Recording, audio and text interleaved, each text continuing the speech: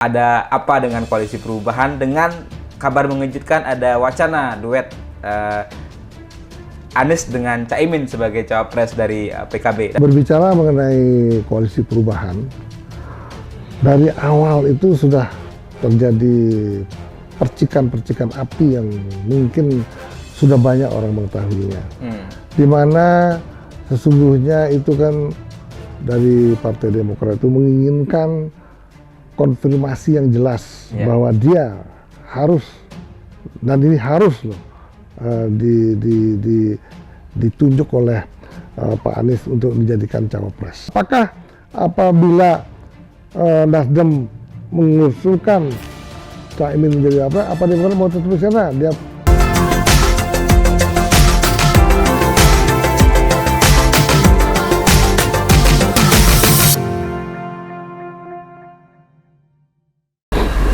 Selamat siang, kembali lagi di channel YouTube Mr. Puisi Live di bawah naungan MGP Media.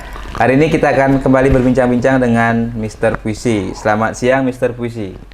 Selamat siang. Bagaimana keadaan hari ini? Baik atau apa ada masalah-masalah penting yang harus kita bicarakan? Ya, kayaknya ini gonjang-ganjing politik jelang Pilpres ini terus berlanjut, Mr. Puisi, dan ini sekarang goyangannya ada di koalisi perubahan untuk persatuan ya, cawapres Anies Baswedan. Kita bahas ada apa dengan koalisi perubahan dengan kabar mengejutkan ada wacana duet Anies dengan Caimin sebagai cawapres dari PKB. Tapi sebelum itu saya ingatkan untuk subscribe channel YouTube Mr. Puisi Live di bawah naungan MGP Media. Jangan lupa like, komen, dan share konten-konten di channel kami. Ya, ini Mr. Puisi, ini ada kabar yang cukup mengejutkan datang dari koalisi perubahan ya. Beberapa hari lalu dikabarkan ada pertemuan antara Ketum Nasdem Surya Paloh dengan cawapres Anies dengan mengumumkan Caimin sebagai calon wakil presiden dari Anies Baswedan secara sepihak. Katanya tanpa melibatkan dua anggota koalisi perubahan yang lain, yaitu Demokrat dan PKS. Ini seperti apa manuver yang terjadi menurut Mr. Puisi? Mungkinkah Anies berduet dengan Caimin?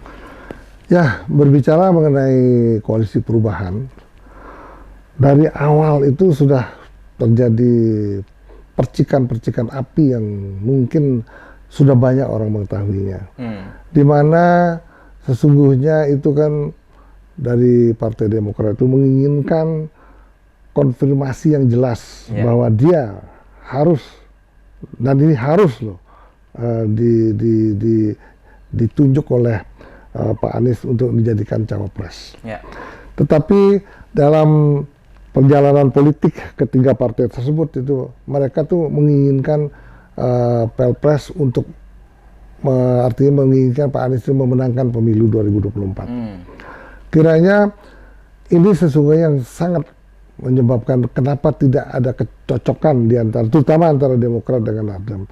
Sebetulnya dari kita lihat dari segi ideologisnya, boleh katakan platform partainya sama, nasionalis. Kemudian yang tidak pas di sini adalah di mana para tokoh-tokoh yang ada di Nasdem itu adalah tokoh-tokoh senior yang sudah banyak dan lebih dulu makan garam. Ya, asam garam politik sudah duluan. Asam garam politik di panggung politik sudah sangat luar biasa. Apalagi Pak Surya Paloh juga berpuluh-puluh tahun sudah di Golkar kan, pernah di Golkar. Dari segi ideologis partainya udah pas cocok. Yang tidak cocok adalah daripada tokoh-tokoh politik yang berada di belakang Nasdem, yang juga berada di belakang Demokrat. Nah, kalau seandainya tokoh politiknya artinya ketua umumnya Bapak SBY, masih SBY, ini hal-hal ini semua akan cair. Kadang-kadang tokoh-tokoh muda yang di Demokrat ini yang boleh kita katakan sangat miskin dalam pengalaman, apalagi AHY dia seorang mantan tentara yang dari segi ilmu kepolitikannya juga boleh katakan masih rendah, dimana juga juru bicaranya juga seolah-olah seorang seorang tokoh yang luar biasa, juru bicara yang luar biasa argumentasinya dan luar biasa juga kritiknya. Ini menyebabkan tidak kecocokanlah personil ataupun tokoh-tokoh politik di Nasdem yang sangat senior dengan tokoh-tokoh Demokrat yang keseniorannya kurang. Kalau bahasa tokoh PDB Pandanawan adalah anak ingusan mungkin kan begitu. Mungkin ini yang dianggap anak ingusan, kok mau neken-neken, belum apa-apa udah neken dan mengharuskan, mengkritik, memberikan deadline dan lain-lainnya. Sehingga ini sudah benang merah yang tahap awal yang menyebabkan percikan-percikan api, sehingga ada wacana memang dari kelompok Nasdem yang cukup senior, juga berpengalaman dalam pemilu sebelumnya, ini menginginkan seorang cawapres yang mampu memenangkan Anies sebagai pilpres, di mana yang harus diumumkan the last minute. Nah, ini perbedaan yang mencolok. Sehingga terjadilah sekarang lebih panas lagi, kritiknya bukan mengkritik lagi, saling menggugat, sambil menjelekkan. Perang terbuka lah sudah. Perang terbuka. Nah, bahkan Nasdem dibilang pengkhianat kan? Nah, Nasdem juga oleh tokoh-tokoh Demokrat dibilang pengkhianat. Coba misalnya Nasdem ini dilayani dengan dingin, tidak terlalu banyak manuver, mungkin bisa terjadi, bisa dimaklumi. Nah, karena banyak manuver anak-anak muda ini, banyak manuver seolah dia hebat, merupakan memang Demokrat itu sudah pernah hebat pada saat Pak SBY. Ya, 2 kali menjadi presiden ya, terbaiknya. Ya, itu hebat sekali. Tetapi kan kenyataan sekarang sangat menurun dengan adanya korupsi, banyak kasus-kasus korupsi, petinggi-petinggi Demokrat. Sampai sekarang juga masih tersisa hal yang negatif yang ada di Demokrat, sehingga ini menyebabkan bahwa Demokrat itu turun drastis. Seharusnya harus dipimpin oleh orang-orang yang sangat berpengalaman dalam politiknya. Nah, itulah menyebabkan perbedaan yang sangat menyolok, dan kemungkinan sendiri udah jelas-jelas ditanyakan oleh orang bahwa apakah apabila Nasdem mengusulkan Cak Imin menjadi apa Demokrat mau tetap di sana, dia menyatakan ditolak, menolak usulan itu. Artinya, Demokrat pasti sebentar lagi, kalau dia dideklarasikannya Cak Imin menjadi cawapres, berarti Demokrat akan cabut. Kalau Demokrat cabut, bagaimana dengan nasib dari koalisi perubahan? Apakah ini bisa dengan wacana ini malah bubar jadinya koalisi perubahan gitu? Nah, kita lihat sekarang apakah politik yang dimainkan oleh PKS yang menentukan. Karena apa? Karena dengan Nasdem dengan PKB kan belum 20%. Kalau nggak salah, dari 17 sampai 18%. Tetapi keyakinan daripada Nasdem sendiri mungkin sudah ada kompromi politik dengan PKS. Kemungkinan PKS itu tetap pro Anies. Artinya akan terjadi koalisi 3 kembali, PKS, PKB dan Nasdem, asalkan Cak Imin jadikan cawapresnya Anies Baswedan. Dari kacamata Mr. Puisi, apa sebenarnya kelebihan atau kehebatan Cak Imin ini bisa memporak-porandakan, tanda kutip, membuat koalisi perubahan ini galau, kocar-kacir, bahkan terancam bubar gitu? Sangat banyak kelebihan dari Cak Imin, terutama untuk NU di Jawa Timur dan Jawa Tengah. Yang menjadi kelemahan dari Anies kan? Nah, di mana Anies dalam hal ini membutuhkan suara-suara yang cukup besar di kalangan NU, Jawa Timur dan Jawa Tengah. Yang paling pas memang Cak Imin ini. Figurnya. Tapi ada pengamat politik Burhanuddin mengatakan bahwa memang dalam hal ini PKB itu partai cukup eksis di parlemen. Tetapi konon katanya bahwa pemilih PKB itu sudah terpecah belah. Saat ini masuk ke ada yang ke Prabowo, ada yang ke Ganjar, dan ada yang juga ke partai-partai lain ya. Nah, sehingga itu menyebabkan bahwa kekuatan politik PKB apabila untuk mengusung Pak Anies, di mana cawapresnya dari PKB sih kemungkinan juga diperkirakan tidak begitu kuat ya. Oke, tidak 100% full power berarti. Ya. Termasuk juga dari sisi NU yang tidak bisa diklaim sepenuhnya bisa mendukung kan begitu. Ya, apalagi sekarang kita akan lihat semua baliho antara Pak Anies dengan AHY itu udah diturunkan seluruh Indonesia. Itu terjadi lagi hal-hal yang sangat akan mempengaruhi elektabilitas Pak Anies sendiri. Dianggap ini ada apa-apaan ini. Politik itu kok jadi perebutan cawapres. Bukan perebutan bagaimana untuk kesejahteraan rakyat, bagaimana perebutan untuk membuat program yang jauh lebih baik lagi untuk memberikan kontribusi kepada masyarakat luas, masalah pangan, masalah energi, masalah hilirisasi, kemudian masalah-masalah negara ini yang nantinya juga cukup berat apabila kita tidak meneruskan program-program yang telah baik yang dicanangkan oleh Pak Jokowi. Ya, ini kan juga tidak hanya dari internal, ini kan kritikan terhadap wacana duet Anies Caimin ini juga datang dari politisi PDIP yang mengatakan ini seperti politik transaksional, politik dagang sapi gitu. Itu ini apa sebenarnya makna dibalik manuver dari Nasdem ini, Mr. Puisi? Apakah memang ini hanya sekedar transaksional atau memang Nasdem jeli melihat ada kemenangan kalau ada Anies dengan Caimin begitu? Manuvernya bahwa memang yang pertama mengusung Pak Anies adalah Nasdem. Dia ingin menjadi kingmaker untuk Anies. Oke, kingmaker ya sebenarnya. Nah, kalau misalnya dengan Demokrat, kemungkinan agak sulit juga karena ada tokoh Demokrat seperti Pak SBY yang pasti ikut mengatur nanti dalam kabinet yang akan datang. Tetapi apabila PKB, PKS, dan Nasdem, ya mungkin Nasdem ini yang bisa mewarnai sebagai kingmaker satu-satunya yang ada di koalisi perubahan.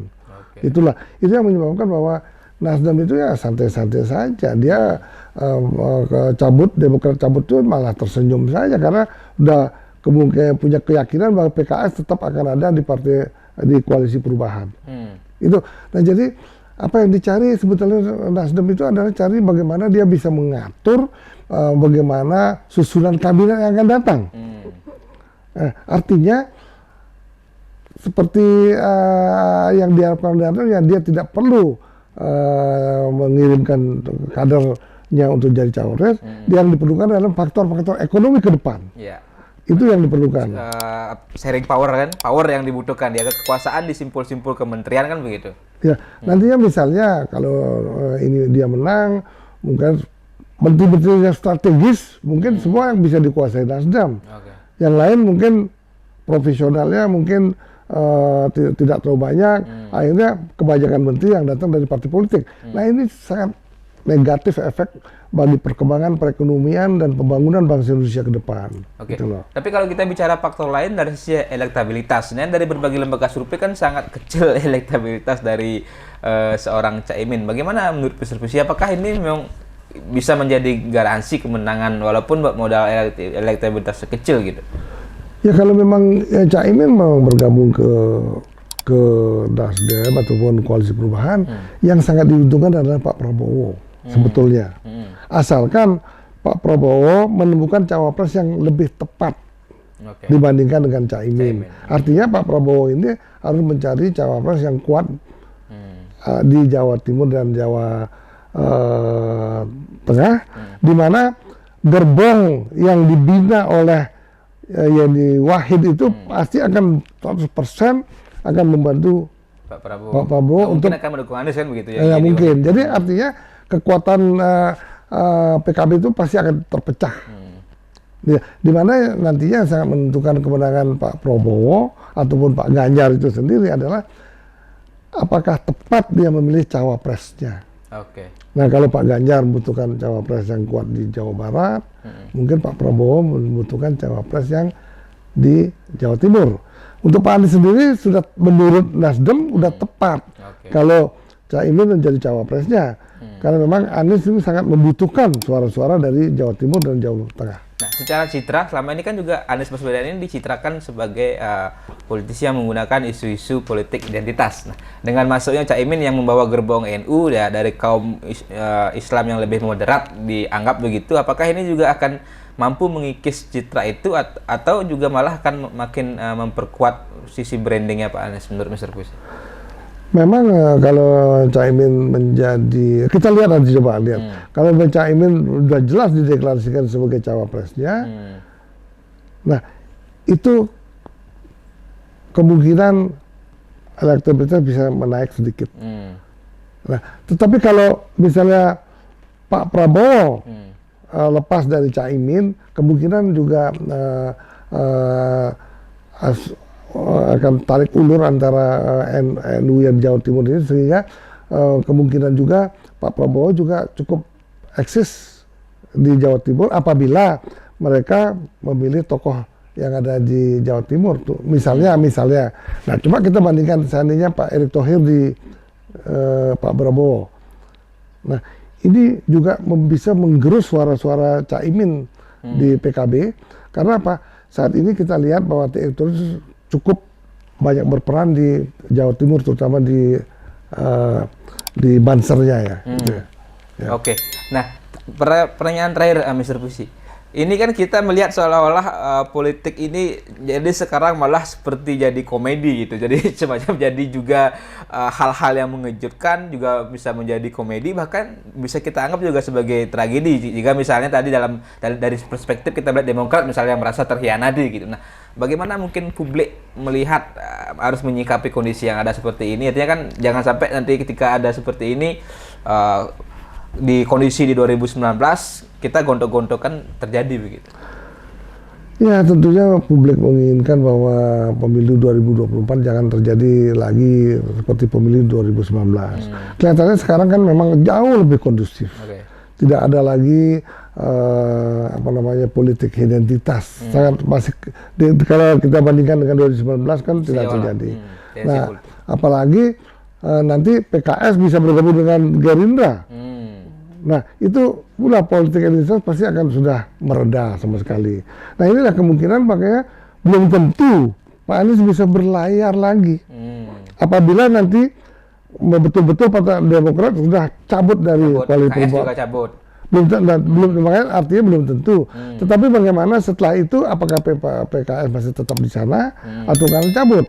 Kalau cabut ya tetap akan terjadi dua pasangan presiden yang bertarung di pemilu 2024 itu. Oke, jadi kalau PKS dan Demokrat cabut, tetap hanya Nasdem dengan PKB kan gagal berlayar jadi Pak Anies kan begitu.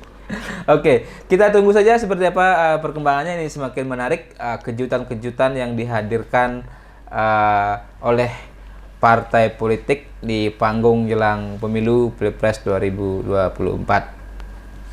Tapi sebelum kita akhiri, saya ingatkan untuk terus ikuti konten-konten di channel YouTube Mr. Puisi Live, dan jangan lupa subscribe, like, komen, dan share konten-konten di channel kami.